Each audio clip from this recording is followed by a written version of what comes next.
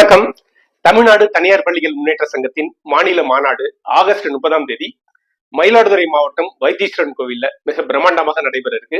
இந்த மாநில மாநாட்டுல சிறப்பு விருந்தினர்களாக பள்ளி கல்வித்துறை அமைச்சர் மாண்புமிகு அன்பில் மகேஷ் பொய்யாமொழி அவர்கள், உயர்கல்வித்துறை அமைச்சர் மாண்புமிகு கோவி செழியன் அவர்கள், பிற்படுத்தப்பட்டோர் நலத்துறை அமைச்சர் மாண்புமிகு வி மெய்யநாதன் அவர்கள், மயிலாடுதுறை நாடாளுமன்ற உறுப்பினர் மரியாதைக்குரிய திருமதி சுதா அவர்கள், தமிழ்நாடு தனியார் பள்ளிகள் முன்னேற்ற சங்கத்தின் மாநில பொதுச் செயலாளர் மரியாதைக்குரிய சதீஷ் அவர்கள் கலந்து கொண்டு சிறப்பிக்க இருக்கிறார்கள்.